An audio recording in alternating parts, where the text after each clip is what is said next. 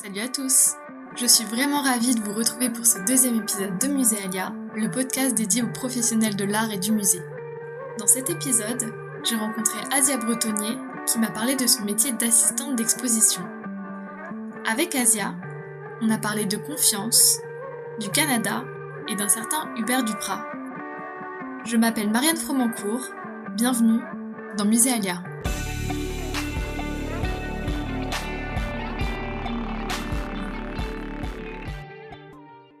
Bonjour et bienvenue dans ce deuxième épisode du podcast Muséalia. Aujourd'hui, j'ai le plaisir de recevoir Asia Bretonnier qui est assistante d'exposition.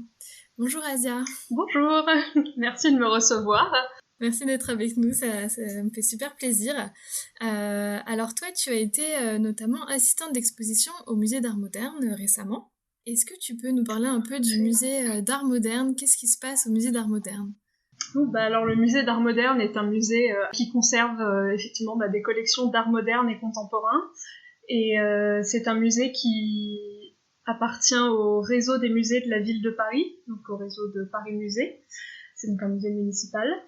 Et voilà, il rassemble ses collections d'art moderne et contemporain, donc à la fois, présentées au public à la fois avec des collections permanentes qui partent du début du XXe siècle jusqu'aux années 2010-2015 et présentées au public à la fois aussi par des expositions temporaires qui sont pareilles, donc soit des expositions collectives, soit des expositions monographiques de certains artistes.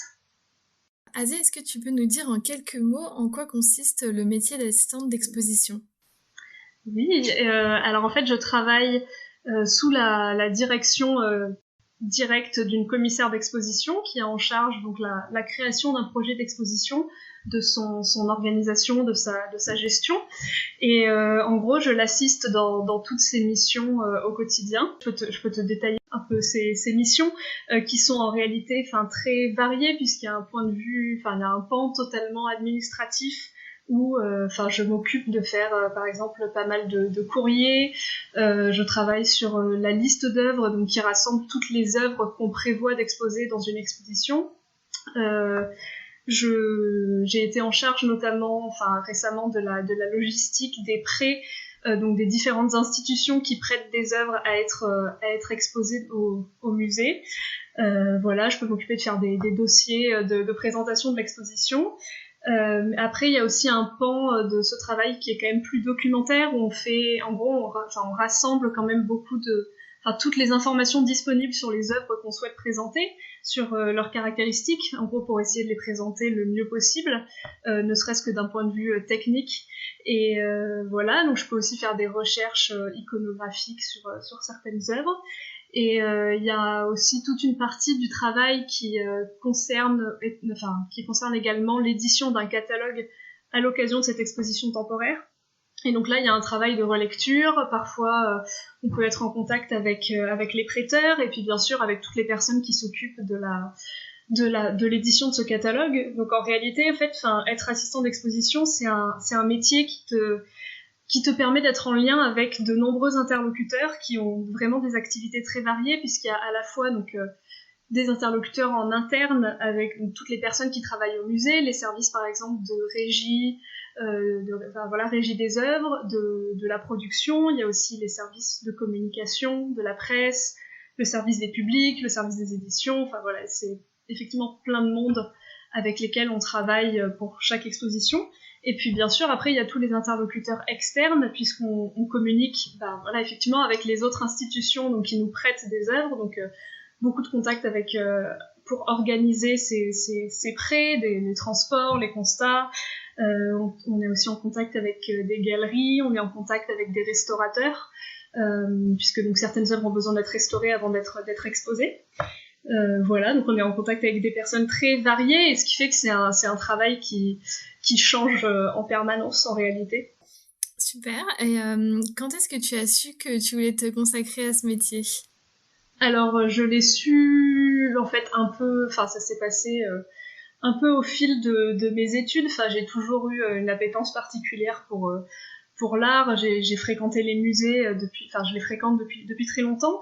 Et en fait, je me suis rendu compte assez rapidement que au-delà de fréquenter les musées, j'avais envie quand même d'approfondir un peu ces connaissances. Donc je me suis dirigée vers des études d'histoire de l'art. Et en fait, au fur et à mesure, quand on avance dans nos études, en fait, on découvre toute la diversité des métiers qui sont liés au musée, aux institutions culturelles.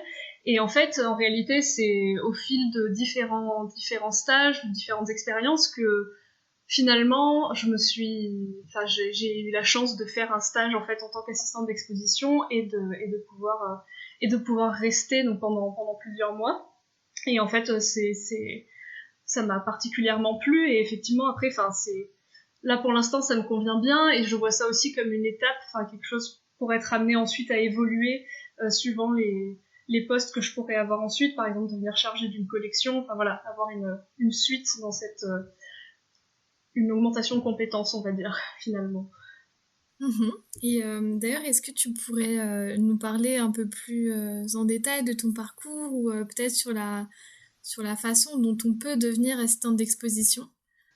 Oui, en fait moi j'ai eu un parcours pour revenir un peu en arrière, j'ai fait donc un baccalauréat littéraire et avec une option en art plastique, donc en fait déjà à ce moment-là ça m'intéressait et en fait je me suis rendu compte que finalement la partie création me plaisait pas tant que ça, en fait ce que je préférais des arts plastiques en fait c'était les cours d'histoire de l'art, donc voilà, ça a toujours été quelque chose qui m'a plu, l'histoire également. Et en fait, ne sachant pas trop quoi faire après le bac, on m'a proposé de faire une classe préparatoire littéraire. Donc j'ai passé 2 ans en classe préparatoire en spécialité histoire et géographie, puisqu'il n'y avait pas de spécialité histoire des arts pour le coup dans ma prépa.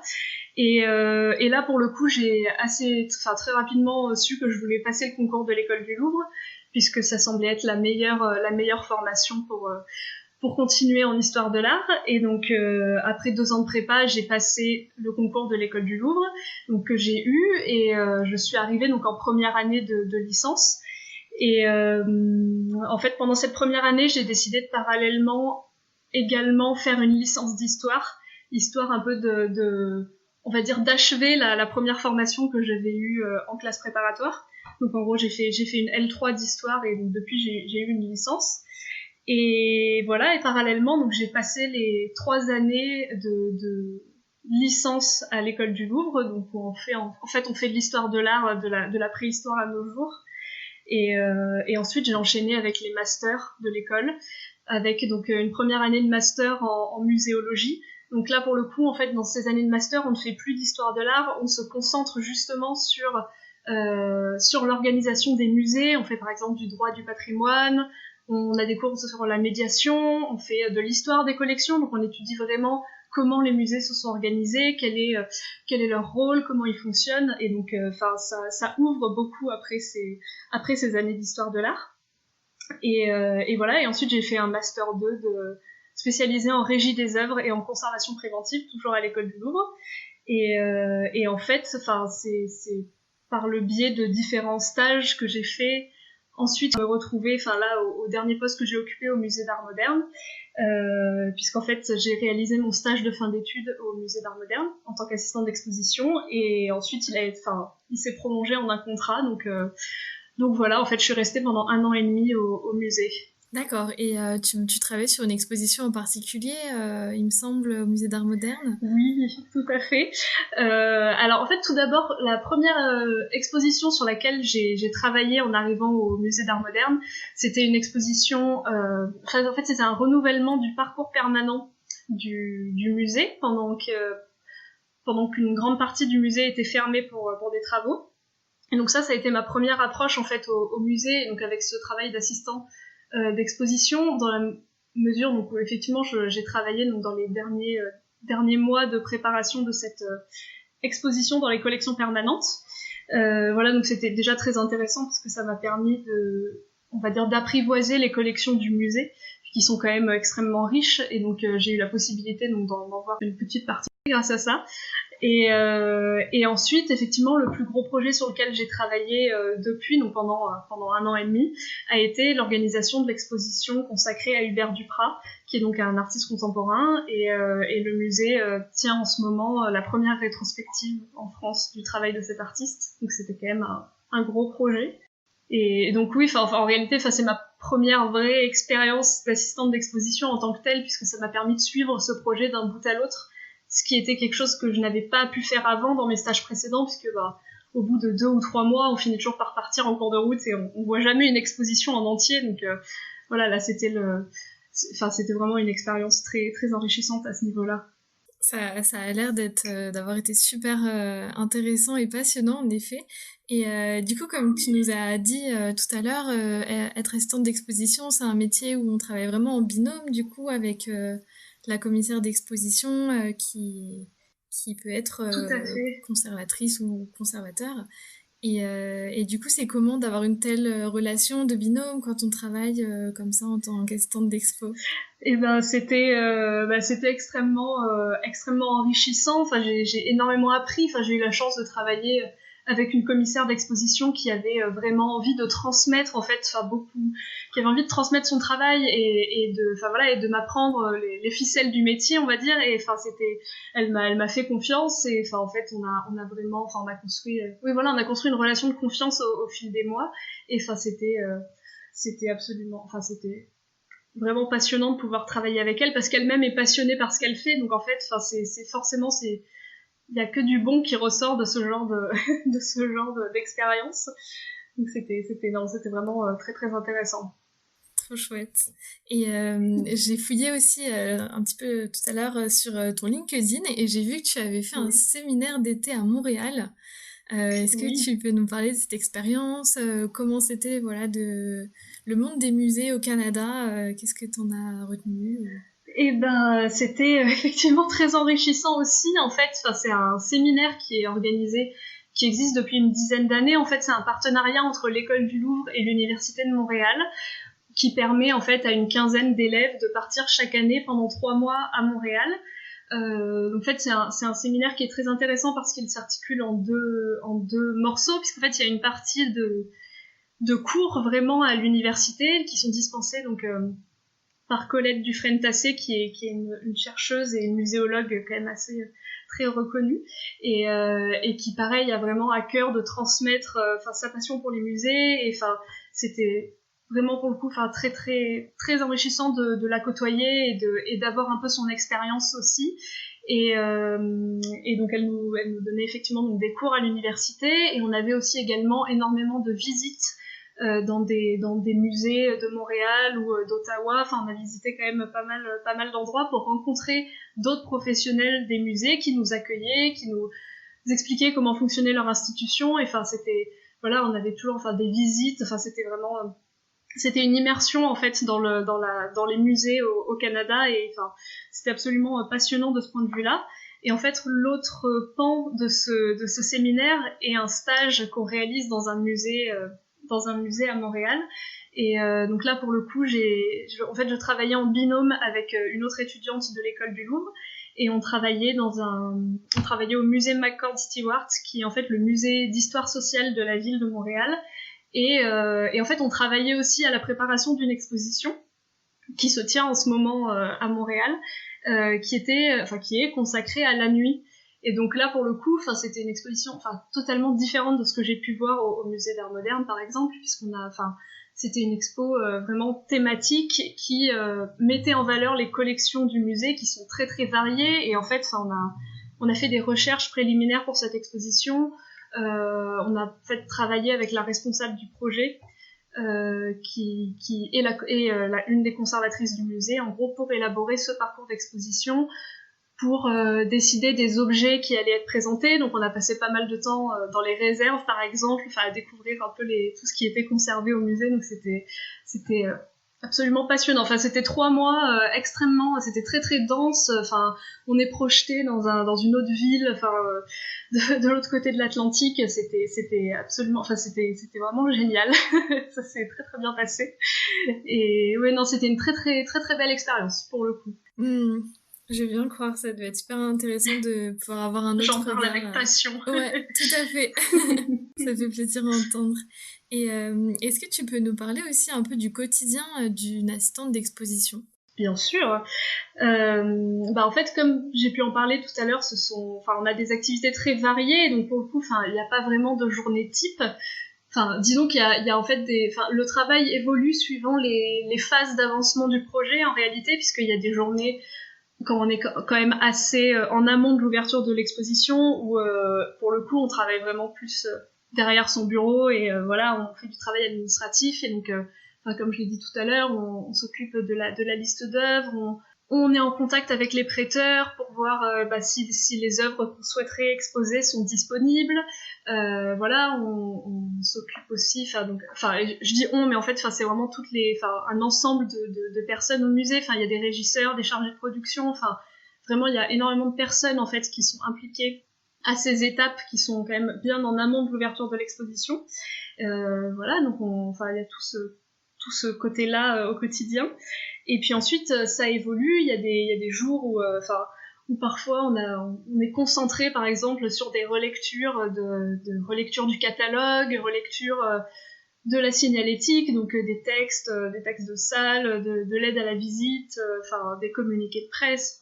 Voilà, tu vois ce que c'est.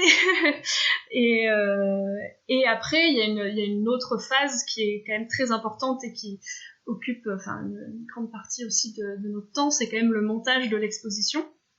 Et donc là, ce sont les dernières semaines avant l'inauguration de l'exposition où vraiment on est sur le terrain, dans les salles, et en fait il y a une espèce d'effervescence parce que les œuvres arrivent en fait tout simplement. Donc ces œuvres sur lesquelles on a travaillé pendant plusieurs mois, qu'on a vu en photo, d'un coup elles sont devant nous, donc c'est quand même toujours intéressant. Et voilà, et en fait on travaille avec d'autres équipes à nouveau, on travaille avec des personnes qui s'occupent de l'installation des œuvres, de leur sécurisation, on travaille avec des équipes, pour le coup, pour l'exposition Hubert Duprat, en tout cas, il y avait la réactivation d'œuvres in situ, donc il y a aussi des équipes qui sont quand même dédiées à la production de ces expositions, donc qui ont des profils très variés et des spécialités très très très intéressantes. Et voilà, et donc là pour le coup, c'est effectivement, comme je l'ai dit, une espèce d'effervescence et tout s'enchaîne. On installe les œuvres, on doit faire les constats d'état, on accueille par exemple les convoyeurs ou les restaurateurs, et donc tout s'enchaîne un peu jusqu'à l'ouverture de l'exposition, qui est un peu le point d'orgue de tout ce travail. Et oui, donc c'est effectivement des tâches très très variées, et en fait c'est ça qui est passionnant, c'est qu'en réalité, chaque jour est différent en réalité. C'est ça qui me plaît beaucoup. Et qu'est-ce qu'on ressent quand le premier jour où l'exposition ouvre et du coup appartient aussi au public à partir de ce moment-là, qu'est-ce que ça fait? Tu utilises un mot très juste, le mot où l'exposition appartient au public. Et en fait, c'est marrant parce que j'avais pas vécu d'inauguration d'exposition jusqu'ici. Et en fait, ça fait un effet, c'est d'un côté, on est très excité de voir que l'expo ouvre, et c'est un sentiment, c'est une émotion vraiment particulière. Et de l'autre côté, d'un coup, en fait, nous qui avons vu ces salles d'exposition vides, ou en tout cas avec que les équipes pendant plusieurs semaines, qui avons eu l'habitude de côtoyer les œuvres, en fait, si je peux dire ça, côtoyer les œuvres vraiment, de les avoir approchées de très près, en fait, d'un coup, il y a plus rien, il y a plus d'échafaudage, il y a plus d'outils, il y a plus rien, et en fait on voit tout est propre et on voit des gens déambuler dans l'exposition, et c'est assez c'est une émotion particulière en fait. Ça fait je vais pas dire qu'on se sent dépossédé parce que c'est pas ça du tout, mais ça fait une émotion particulière de voir que ça y est, en fait il y a d'autres gens qui peuvent en profiter aussi, et donc voilà, on espère que ça va plaire, on espère que les retours aussi seront positifs, que bien sûr l'artiste en est content, c'est quand même très, très important. C'est un mélange d'émotions particulières, en fait. Ok. Et en lien avec cette émotion particulière, est-ce que tu peux nous parler d'une exposition ou d'un projet que tu as fait qui t'a rendu très fière, où tu as été super contente d'avoir réalisé ce truc-là? Effectivement, cette exposition consacrée, enfin cette rétrospective du travail d'Hubert Duprat, donc qui est présentée en ce moment au Musée d'Art Moderne, qui a été inaugurée en septembre. C'est celle dont je suis la plus fière dans la mesure où en fait j'ai pu la suivre dans son intégralité, et en fait c'est ça qui était particulièrement intéressant, qu'il a fallu s'adapter à plusieurs vues. Enfin voilà, je mentionne pas le Covid, mais ça a quand même changé beaucoup de choses, et aussi, enfin, j'en suis fière dans la mesure où ça a été l'occasion d'être aux côtés d'un artiste pendant quand même plusieurs mois, d'établir une relation de confiance avec lui et avec les autres équipes également. Et en fait, ce qui était vraiment génial, c'est que tout le monde était très motivé pour cette exposition, de trouver, de faire en sorte que tout se passe du mieux possible. Et en fait, c'est pour ça que c'était vraiment, c'était une très très belle expérience, et aussi parce que c'est quand même un projet d'envergure, dans la mesure où c'est la première rétrospective en France de cet artiste, donc il y a quand même une attente là-dessus. Il y a ça a quand même rassemblé plus de 30 ans de création, donc c'était pas rien. Ça a rassemblé des ensembles d'œuvres qui n'avaient pas été présentés ensemble depuis quand même assez longtemps. Ça a permis de réactiver des productions in situ qui, pareil, n'avaient pas été présentées depuis une vingtaine d'années. Donc il y avait pas mal de challenges en fait pour cette exposition. Donc voilà, j'en suis fière d'un point de vue personnel, dans la mesure où c'est la première que j'ai faite en entier, et que j'ai beaucoup de reconnaissance aussi envers la commissaire de l'exposition, qui m'a énormément appris, et qui a été toujours prête à transmettre ses connaissances. Et j'en suis fière aussi d'un point de vue plus général, dans la mesure où tout le monde a l'air satisfait de cette exposition, les retours sont positifs, donc c'est aussi quelque chose de très agréable pour le coup. C'est clair. Et d'ailleurs, pour ceux qui nous écoutent, dès que nous pourrons retourner au musée, n'hésitez pas à aller visiter l'expo Hubert Duprat au musée d'Art Moderne jusqu'au 10 janvier. Oui, allez-y. Et il y a aussi 2 autres expositions très bien au musée d'Art Moderne également, qui sont consacrées à l'œuvre de Sarah Moon et celle de Victor Bronner. Profitez-en pour faire les 3 expositions et les collections permanentes. Ce sera une belle visite. Tout à fait. Et du coup, j'ai une question un peu particulière que je pose dans ce podcast, en partant du principe que voilà, les échecs, c'est aussi ce qui nous permet de nous aider à nous construire et à en apprendre davantage sur nous-mêmes. Est-ce que tu aurais, Asia, un échec de ta vie scolaire ou professionnelle à nous partager aujourd'hui? Oui, dans ma formation académique, effectivement, j'ai connu quelques revers, dirons-nous. Et en fait, il y a quelque chose qui m'avait beaucoup marqué sur le moment. À la fin de la licence, j'avais postulé pour partir faire un échange en Italie pendant 1 an. C'était la possibilité de passer 1 an à Rome, donc de continuer à faire de l'histoire de l'art également, mais du coup, à Rome, dans un autre contexte, dans une autre ambiance, et là pour le coup, ma candidature n'avait pas été retenue, et sur le coup ça avait été vraiment une très très grande déception. J'étais un peu arrivée, pas à reculons l'année suivante, mais j'avais quand même j'étais très déçue quoi, et en fait au final, l'année que j'ai passée à l'école, au lieu de celle que j'aurais pu passer à Rome, je pense vraiment que ça a été une des années les plus formatrices. C'était la première année de master, et justement c'est ça aussi qui m'a permis peut-être de découvrir l'ampleur des métiers qu'on peut retrouver dans les institutions culturelles, donc avec plein de cours variés, et ça m'a permis aussi de faire un mémoire de recherche, et qui était spécialisée en histoire de la mode, et ça pour le coup c'est quelque chose que j'avais vraiment envie de faire, et quelque chose une chose dans laquelle j'aimerais vraiment me spécialiser. Et donc au final, cette année que je n'ai pas passée à Rome a été une année quand même très très passionnante, et où j'ai appris énormément de choses, et ça m'a ouvert, je pense, pas mal d'horizons aussi. Donc c'était un mal pour un bien finalement. Une belle morale, comme quoi on retombe toujours quand même sur nos pieds malgré les aléas de la vie. C'est sûr. Est-ce que tu aurais un conseil à donner à un ou une jeune qui aimerait être assistante d'exposition? Oui, Bon, alors moi-même, je suis encore une jeune assistante d'exposition, donc c'est...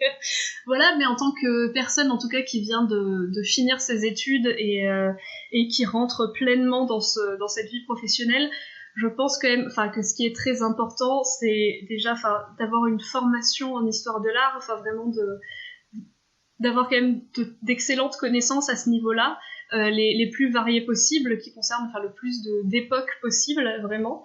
Et puis bien sûr, de fréquenter les musées, fréquenter les galeries, les expositions temporaires, les expositions permanentes, bien sûr lire la presse spécialisée. En fait, je pense qu'il faut vraiment se tenir au courant de l'actualité des musées, l'actualité du marché de l'art. Ça fait partie des prérequis, en tout cas, quand on travaille dans une institution culturelle. Donc c'est vraiment quelque chose d'important.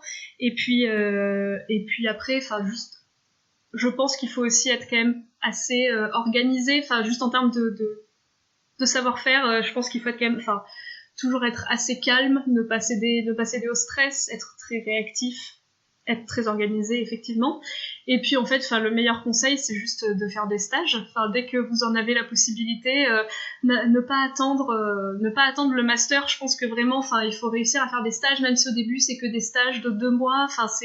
Je pense que c'est la meilleure façon de déjà, parce que chaque musée, chaque galerie, chaque institution a une organisation différente. Et en fait, c'est vraiment essentiel, je pense, d'en avoir vu plusieurs pour pouvoir un peu prendre du recul aussi, peut-être, sur comment fonctionne le milieu de l'art aujourd'hui.